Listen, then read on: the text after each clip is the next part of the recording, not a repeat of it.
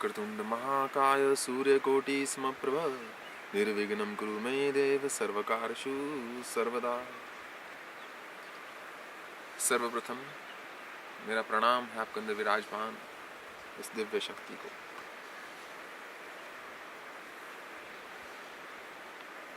भोजन प्रत्येक मनुष्य खाता है। भोजन वास्तव में देखा जाए तो प्राणों का आधार है। भोजन देखा जाए तो आपके शरीर का आधार है।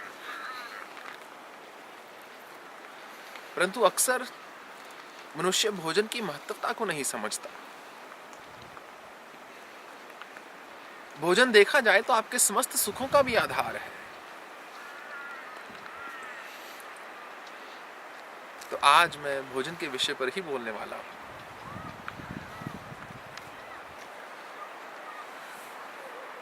ब्रजिष्णुर्भोजनम भोक्ता सष्णुर जगदादि सा। जो वो विष्णु है वही भोजन है। तो भोजन का क्या अर्थ है? श्री हरि को भोजन की संज्ञा क्यों दे दी गई? भोजन केवल वो नहीं है जो मुख के द्वारा उदर तक लेकर जाया जाए। वो तो केवल खाने वाला भोजन है। वो तो मात्र 4 प्रकार का है।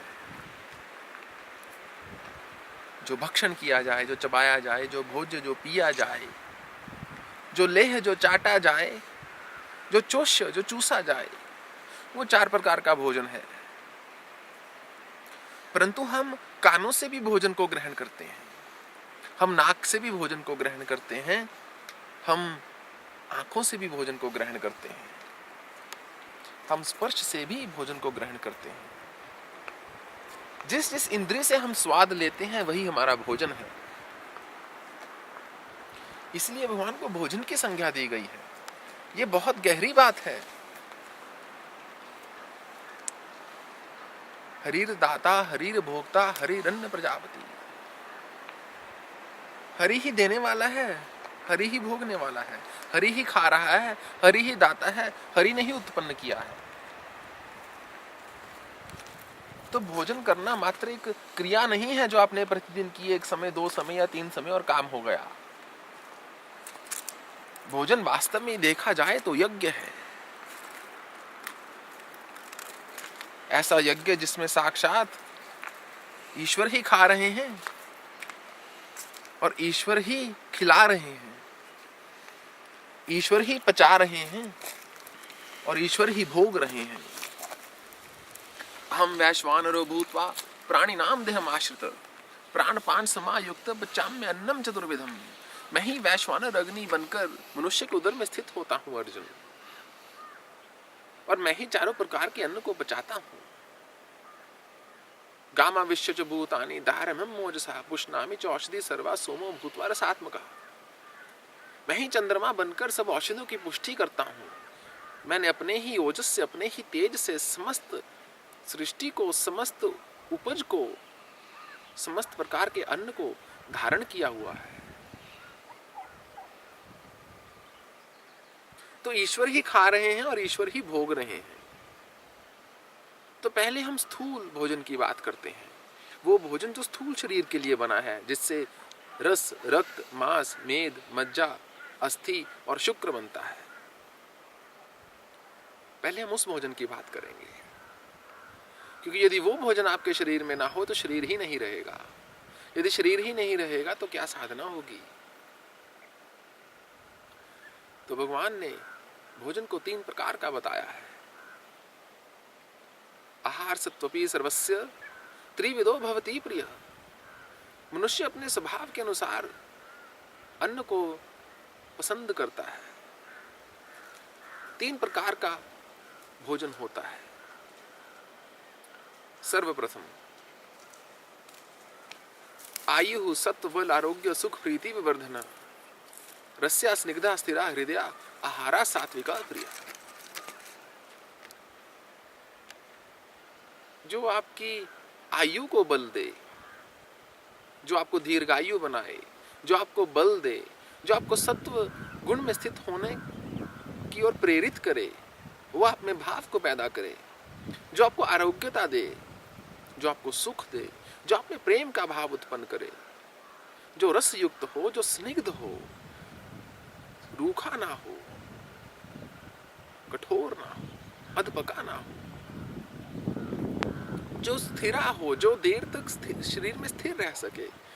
जिस प्रकार अधिकतर दूध से बने पदार्थ स्थिरा माने जाते हैं, वो देर तक शरीर में स्थिर रहते हैं। यदि आप भात को खाते हैं, चावल को आपने खाया, वो तुरंत पच जाता है, स्थिर नहीं रहता शरीर में। परंतु यदि उसमें घी डला हो तो घी के माध्यम से वो अधिक देर तक स्थिर रह जाता है। यदि भोजन स्थिर रह जाएगा तो आपका भोजन करने का नियम स्वतः ही बन जाएगा। यदि भोजन स्थिर ही नहीं है, तुरंत खाने पर तुरंत पच रहा है, तो आपको भूख लगती रहेगी। फिर मनुष्य पशुओं की भांति चरता रहता है सारा दिन। वो चीज नुकसान करती है शरीर को, चेतना को, बल को, संकल्प को। मनुष्य भूख के अधीन होकर रह जाता है। तो वो पदार्थ जो स्थिर हो, ऐसा पदार्थ सात्विक मनुष्य को प्रिय होता है। और ऐसे पदार्थों को ही, इस प्रकार के भोजन को ही सात्विक भोजन की संज्ञा दी गई है। कट्व अमल लवण अत्य उष्ण तीक्ष्ण रुक्ष विदाहीना आहारा राजश्रेष्ठा दुख शोक काम्य प्रदा। जो बहुत कड़वा हो, जो बहुत तीखा हो, जो बहुत गर्म हो, जो दुख और शोक को बढ़ाता हो भोजन, ऐसे भोजन को राजसी भोजन बोला जाता है। जो रूखा सूखा हो, वो राजसी भोजन है। तामसी भोजन पर ठाकुर जी बोलते हैं, यात यामम गत रसम पूति परिषतु च यत उच्चिष्ठम अपि च मेध्यम भोजनम तामसम प्रियम। कि जो अधपका हो, जो पूर्ण रूप से गला ना हो, ढंग से कच्चा हो, जो उच्चिष्ट हो, जो जूठा हो, जो बासी हो भोजन, वो तामसी भोजन है। वैज्ञानिक दृष्टिकोण से भी देखा जाए तो तामसी भोजन जो बासी हो, जो अधपका हो, जो उच्चिष्ट हो, उसमें स्वतः ही रोगों को उत्पन्न करने की एक भीतर में ही उसके एक ऐसी ऊर्जा रहती है, एक ऐसा उसका एक प्रभाव रहता है।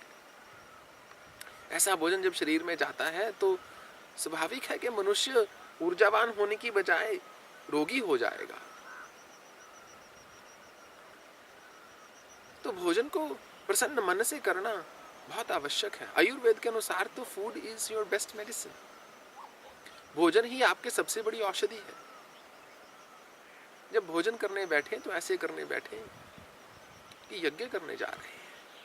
जिस प्रकार यज्ञ की वेदी के जब आप वेदी बनाते हैं, जब उसमें आप आहुति दे रहे हैं, उससे पहले उसकी समिधा या सामग्री को तैयार कर रहे हैं, देखिए कितना शौच, कितना शुद्धता का ध्यान रखा जाता है। बाहरी और भीतर आप नहा धोकर बैठते हैं, वेद मंत्रों का उच्चारण हो रहा है, आप आचमन करते हैं। तो ठीक उसी प्रकार आपको भोजन करना है, बाहरी और भीतर रूप से शुद्ध होकर। यदि बहुत क्रोध आ रहा है मन को, तो जाइए पहले क्रोध को शांत कीजिए, फिर भोजन करने बैठिए। फिर भोजन औषधि की भांति काम करेगा। इतना ही क्यों, अमृत की भांति काम करेगा। नहीं तो वही भोजन विष बन जाएगा। मुझे एक कहावत याद आ गई इंग्लिश में। They say, live like a pauper, but dine like a king. रहो तो भिखारी की तरह रहो, कि कल का कोई ठिकाना नहीं है। कबीरा कल की सुधी नहीं, करे काल की साज। कबीरा पल की सुधी नहीं, क्षमा कीजिए, कबीरा पल की सुधी नहीं, करे काल की साज। आए काल झड़प सी, रहे ताज धरे का ताज। पल का तो पता नहीं, कितनी योजनाएं बनाने में लगे हुए हैं। तो भोजन करना है तो ऐसे कीजिए कि जैसे कल नहीं आने वाला। जब भोजन करने बैठे तो एक राजे की समान भोजन कीजिए।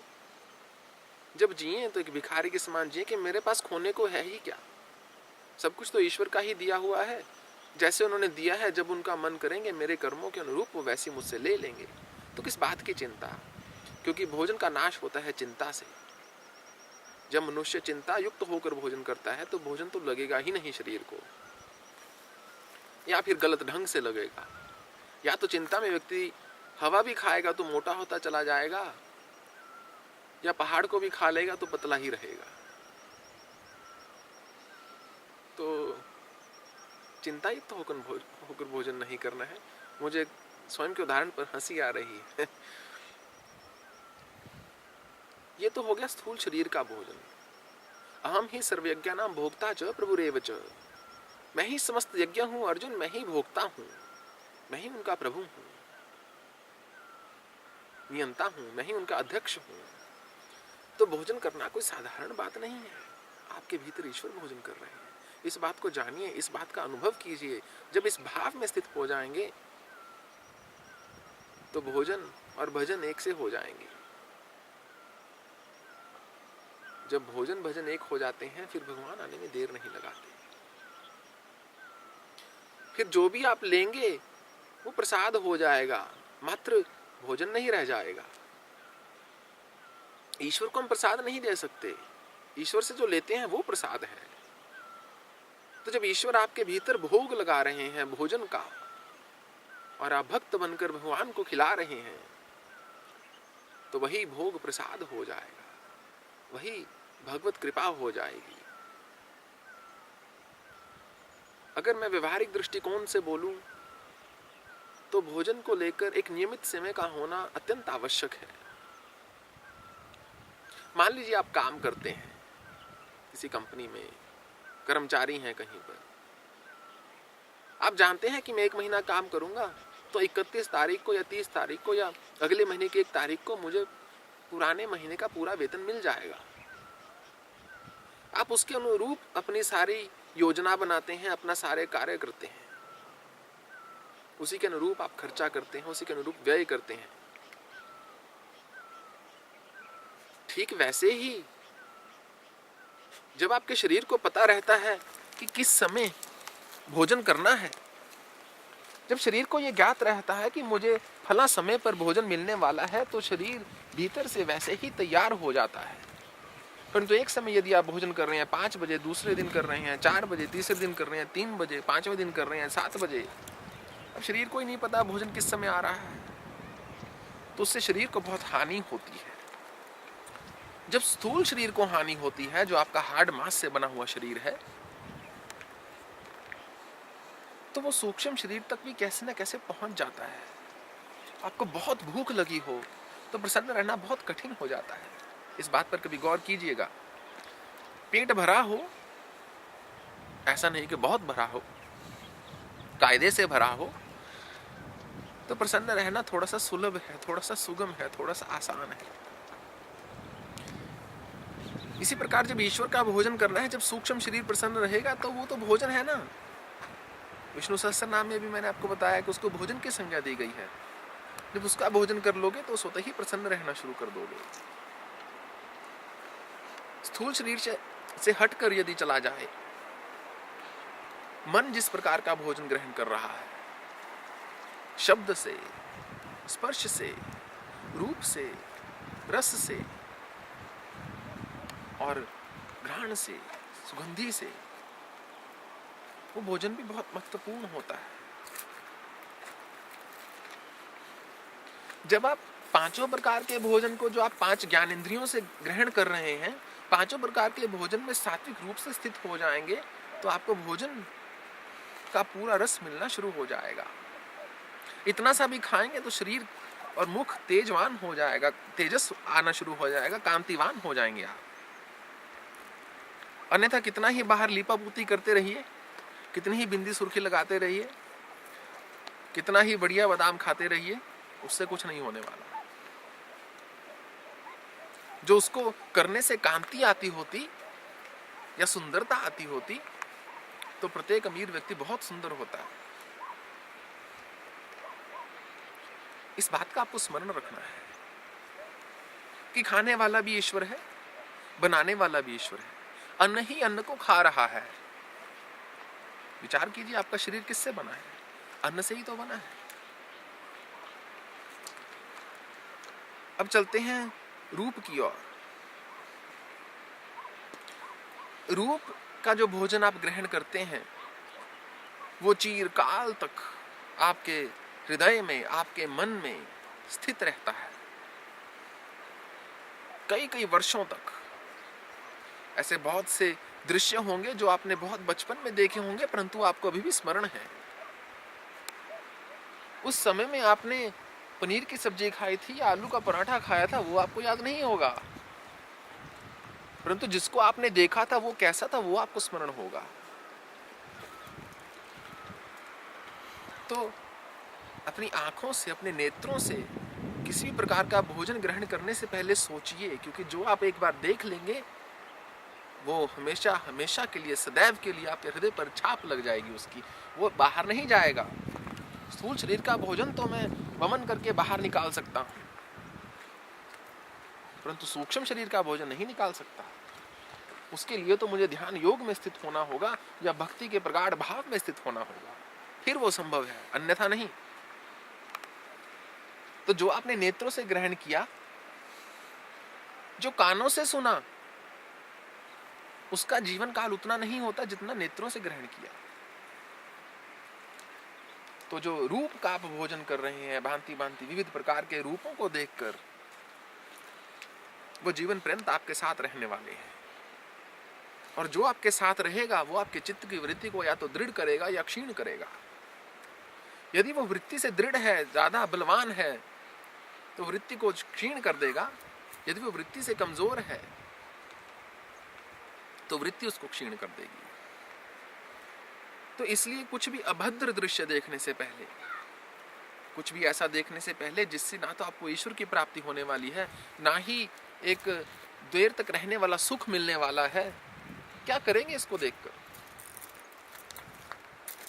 क्योंकि जो आप इंद्रियों से ग्रहण करते हैं, जो स्थूल नहीं है, जैसे शब्द, स्पर्श, रस, रूप, गंध, रस तो हो सकता है स्थूल हो, वो आपके साथ बहुत देर तक रहेगा, चिरकाल तक रहेगा, जिसको कि बोलते हैं। और जो चिरकाल तक रहेगा वो आपके चित्त में स्थित हो जाता है, वो आपके मन में स्थित हो जाता है। बहुत सारे लोग प्रतिदिन टीवी को ऑन करके खबरें देखते हैं। उनको जानना बहुत अच्छा लगता है कि क्या चल रहा है संसार में, कि विश्व में क्या चल रहा है, परंतु क्या हो जाएगा उस खबर से? फलाना देश का प्रधानमंत्री ये बोल रहा है, उस देश का प्रधानमंत्री ये बोल रहा है। अगर आप उससे नहीं भी सहमत तो भी आप कुछ नहीं कर सकते, अगर सहमत भी हो तो भी आप कुछ नहीं कर सकते। क्यों अपना माथा खपा रहे, क्यों अपना समय खोटी कर रहे हो? किसी ऐसे कार्य में लगो जिससे आपकी चेतना को बल मिले, जिससे आपका चित्त का शुद्धिकरण हो, जिससे आपको शांति की प्राप्ति हो। ऐसी कौन सी बढ़िया चीज आ रही है खबरों में जो हर समय खबर लगा के बैठे रहते हैं? बहुत सारे मनुष्य टीवी के आगे बहुत देर तक बैठे रहते हैं, मेरी समझ के बाहर है। क्योंकि भीतरी सुख नहीं ना खोजा, इसलिए बाहर से सुख लेना चाह रहे हैं, बाहर से ही भोजन ग्रहण करना चाह रहे हैं सब प्रकार का। परंतु जो भी आप देख रहे हैं वो आपके हृदय में स्थित रहेगा। आप किसी दिन कुछ मत कीजिए, 8 घंटे टीवी के सामने बैठ जाइए। 8 घंटे टीवी के सामने बैठने का मतलब है आप लगातार 8 घंटे रूप का भोजन कर रहे हैं। जो आप थका हुआ ना महसूस करें, जो आपको प्यास ना लगी हो, जो आप एक टूटा टूटा ना महसूस करें, तो आके मुझे कह दीजिएगा, क्योंकि संभव ही नहीं। जो आप इतनी देर तक टीवी के आगे बैठे रहेंगे, इतनी देर तक रूप का जो भोजन करते रहेंगे, तो आपका बुरा हाल होने वाला ही है। आप उस दृष्टिकोण से देखा जाए, सूक्ष्म शरीर से दृष्टिकोण से देखा जाए, तो आप रोगी हो चुके हैं पहले ही। जिस प्रकार शरीर की जितनी आवश्यकता है उससे अधिक भोजन करने वाला व्यक्ति निश्चित रूप से रोगी होगा एक दिन, चाहे वो पहलवान हो, चाहे कोई भी हो। उसी प्रकार जितना आपके सूक्ष्म शरीर को भोजन चाहिए उससे कहीं अधिक करेंगे तो आप भी रोगी हो जाएंगे। जो आप सुनते हैं, सुनने का सीधा संबंध है क्रोध से। मनुष्य जो सुनता है, किसी ने कटु वचन बोले, उसको तुरंत क्रोध आ जाएगा। मान लीजिए आप एक कमरे के बाहर खड़े हैं, वो सारा कमरा शीशे का बना हुआ है, उस कमरे में 2 व्यक्ति लड़ रहे हैं, परंतु वो बड़े ही अद्भुत ढंग से लड़ रहे हैं। ना तो वो हाथ हिला रहे हैं, ना पैर हिला रहे हैं, ना ही उनके चेहरे पर क्रोध का कोई भाव है, परंतु एक दूसरे को गालियां दे रहे हैं और वो आपके बारे में भला बुरा बोल रहे हैं। यदि आप उसको सुन पाते हैं जो वो बोल रहे हैं, अर्थात आप अपने कर्णों से, अपने कानों से उस भोजन को ग्रहण करते हैं, शब्द का भोजन ग्रहण करते हैं, तो हो सकता है आपको बहुत अधिक क्रोध आ जाए। यदि आप सुन ही नहीं पाएंगे तो शायद क्रोध नहीं आएगा, क्योंकि जो आप देख रहे हैं उससे ऐसा नहीं प्रतीत हो रहा कि वो लड़ रहे हैं या वो आपके बारे में अनुचित बोल रहे हैं। परंतु यदि आप सुनने लगे तो आपको ऐसा बोध होगा या आपको क्रोध आएगा। तो कानों से यदि आप प्रिय भोजन करते हैं तो आप प्रसन्न हो जाते हैं, यदि अप्रिय भोजन करते हैं तो आप अप्रसन्न या क्रोधित हो जाते हैं।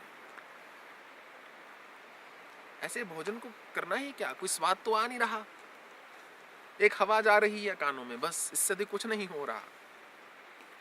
यदि हवा ना हो, आपके आसपास वायु ना हो, तो कानों का भोजन संभव ही नहीं है। जो आप कानों से ग्रहण कर रहे हैं, जो आप शब्द का भोजन कर रहे हैं, वो भी आपके साथ चिरकाल तक रहता है। और ऐसा एक अत्यंत बहुत सारे लोगों का मत भी है और अनुभव भी है कि मनुष्य किया हुआ तो भूल सकता है परंतु बोला हुआ नहीं भूल सकता। जो सुनता है उसको नहीं भूलता। कटु वचनों से जो क्रोध होता है, वो जो कटु वचनों से जो कष्ट होता है, वो कहीं अधिक होता है। तो ऐसा भोजन मत कीजिए जो आपको कष्ट दे रहा है, और किसी को ऐसा भोजन मत दीजिए जो यदि आपको मिलता तो आपको कष्ट होता।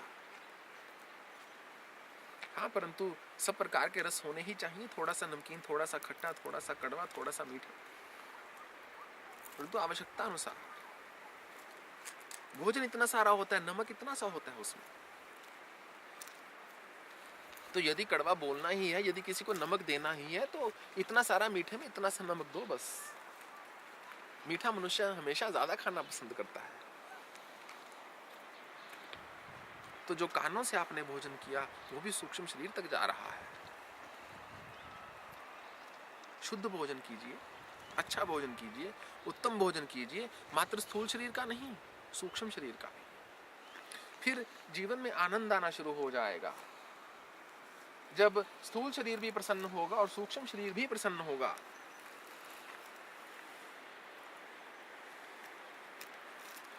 तो कारण शरीर जो कि आपकी स्वयं की आत्मा है उसका बोध होना शुरू हो जाएगा। यही आपको जानना है, इसी पर आपको विचार करना है और इसी के आपको अनुरूप चलना है कि वादः प्रवतामहं, वाणी भी मैं ही हूं अर्जुन। अक्षर नाम अकारो अस्मि, अक्षर में सर्वप्रथम अक्षर अ ही मैं भी हूं, मैं ही हूं। कोई भी शब्द बिना अ के पूर्ण नहीं होता। आप कोई भी शब्द बोले उसमें अ स्वतः ही विराजमान है, जिस प्रकार ईश्वर स्वतः ही हर समय विराजमान है। तो भोजन आपको करना है, स्थूल शरीर को भी दृढ़ बनाना है और सूक्ष्म शरीर को भी दृढ़ बनाना है। केवल पशु हैं जो स्थूल शरीर का ध्यान रखते हैं, सूक्ष्म का नहीं, परंतु आप मनुष्य हैं, आपके पास बुद्धि है, विवेक है, ज्ञान है, चेतना है, आप सोच सकते हैं, आप समझ सकते हैं। इसलिए आपको अपनी बुद्धि का उपयोग करना है और सूक्ष्म शरीर पर भी कार्य करना है। यही है भोजन। जो भोजन करेंगे बढ़िया, सूक्ष्म शरीर अच्छा होगा तो सब प्रकार का सुख मिलना शुरू हो जाएगा, सब प्रकार का आनंद आ जाएगा। देखिए, मैं इनसे सूक्ष्म प्रकार का भोजन ग्रहण कर रहा हूं और ये भी कर रहे हैं, कितना आनंद है। इनके अंदर भी वही ईश्वर है, वही भोक्ता है।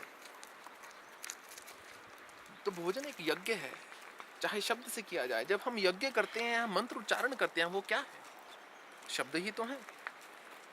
जब हम ईश्वर की मूर्ति के आगे बैठे हैं वो क्या है? रूप ही तो है। तो वो भी तो यज्ञ है, भक्ति का यज्ञ है, एक अग्निहोत्र है। यज्ञो यज्ञ पतिर यजवा यज्ञांगो यज्ञ वाहन यज्ञ वृत्त यज्ञ कृत यज्ञ यज्ञ भुग यज्ञ साधन यज्ञांत कृत यज्ञ गो अन्न मन्नादेव च। वही यज्ञ है, यज्ञ के समस्त अंग उपांग वही हैं, वही यजवा हैं, यज्ञ करने वाले भी वही हैं, सब कुछ तो वही है। तो आप किस बात की चिंता कर रहे हैं? आप क्या देखते हैं, अधिकतर समय ये आप ही के हाथों में होता है। आप क्या खाते हैं ये भी आपके हाथों में है, आप क्या सुनते हैं ये भी आपके हाथों में है। अगर अकस्मात अनायास ही आपको कुछ सुनना पड़ जाता है, जो कुछ देखना पड़ जाता है, या कुछ खाना पड़ जाता है जो आप नहीं खाना चाहते, देखना चाहते या सुनना चाहते, तो पूर्ण रूप से आपके हाथ में उसका त्याग करना। जितना ज्यादा आप अंदर से भीतर से सशक्त होंगे, उतना अधिक और उतना तीव्रता से उसका त्याग कर पाएंगे। परंतु यदि स्वयं की चेतना ही कमजोर है, यदि स्वयं की शक्ति ही नहीं है, तो कैसे त्याग कर दोगे? वही आपको पकड़ लेंगे, आप भोजन का भोजन बन जाओगे। एक बहुत साल पहले मैंने एक किताब पढ़ी थी, वो थी तो बिजनेस के ऊपर। उसका टाइटल था डू लंच और बी लंच। ताकि या तो आप भोजन कर लो, नहीं तो आप भोजन बन जाओगे। तो यदि आप भोजन को भोजन की तरह नहीं भोगोगे, तो भोग रूपी भोजन आपको अपना भोजन बना लेंगे। इसको मैं दोबारा बोलता हूं, आप इस पर गौर कर लेना। यदि आप भोजन को भोजन की भांति नहीं भोगोगे, तो भोग रूपी भोजन आपका भोग कर देंगे, आपको भोजन बना लेंगे। तो यदि आप उनको भोजन नहीं बनाएंगे, यदि आप इतने दृढ़ नहीं होंगे कि अपने विकारों को भोजन बना डालें, या जिसको ग्रहण कर रहे हैं उसको भोजन की भांति ग्रहण करें, तो जो आपके भीतर जा रहा है आप उसके भोजन बन जाएंगे, भोग आपको भोग डालेंगे। हम स्थूल शरीर में कुछ भी डालते हैं, क्योंकि उसको पचाना हमारे हाथ में नहीं है, प्रकृति के हाथ में है। तो जरा गौर कीजिए कि प्रकृति कितना सुंदर कार्य करती है। जो उसको चाहिए उसको वो पचा लेती है, उसको फिर रक्त इत्यादि में बांट देती है शरीर में।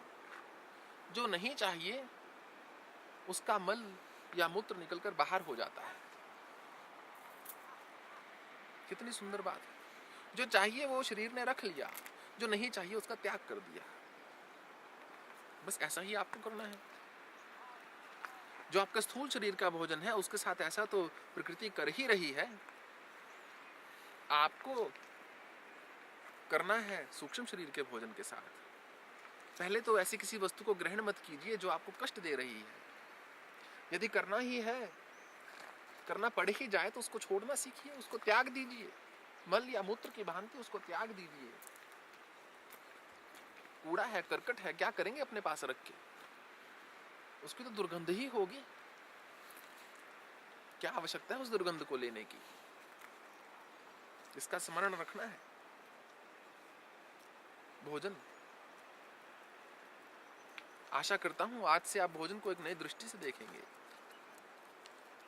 कुछ भी खाने से पहले थोड़ा सा विचारेंगे, किस समय खा रहे हैं उस समय के बारे में विचारेंगे। क्या खा रहे हैं उसको देखेंगे। जो देख रहे हैं, जो शब्द का भोजन कर रहे हैं, जो रूप का भोजन कर रहे हैं, जो स्पर्श का भोजन कर रहे हैं, उस पर थोड़ा सा विचार करें। विचार से ही सब कुछ शुरू होता है। फिर जो नहीं भाता उसका त्याग कर दें, जो लेना पड़ रहा है पर नहीं रखना चाहते उसका भी त्याग कर दें। जब धीरे धीरे आप इंद्रियों से करने वाले भोजन को कम करते चले जाएंगे, या केवल एक ही प्रकार का करेंगे, हर समय केवल मान लीजिए उस ईश्वर का ही चिंतन करेंगे, तो आप समाधि की ओर बढ़ना शुरू हो जाएंगे। बस इतना सा गणित है। जब हर समय केवल आप वही भोजन ग्रहण करेंगे, सब प्रकार की इंद्रियों से एक ही प्रकार का भोजन ग्रहण करेंगे, तो समाधि है, तो ध्यान है, तो भक्ति है, भाव है। यदि अलग अलग प्रकार का करेंगे तो आप छिन्न भिन्न हो जाएंगे, फिर वो अभाव हो जाएगा, बिखर जाएंगे। तो आपको एकाग्रचित, एकाग्र और एक और संगठित होकर जीवन को व्यतीत करना है।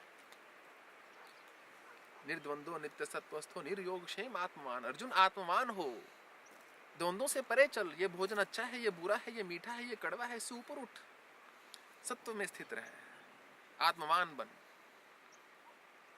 तो प्रयत्न कीजिए, संभव है। आज मुझे यही बोलना था। मेरे भोजन का समय हो गया है, मैं चलता हूँ। ओम पूर्णमदः पूर्णमिदं पूर्णात् पूर्णमुदच्यते पूर्णस्य पूर्णमादाय पूर्णमेवावशिष्यते। हरे कृष्ण कृष्ण कृष्ण हरे हरे, हरे राम राम राम हरे हरे। हरि ओम तत्सत्, हरि ओम तत्सत्, हरि ओम तत्सत्।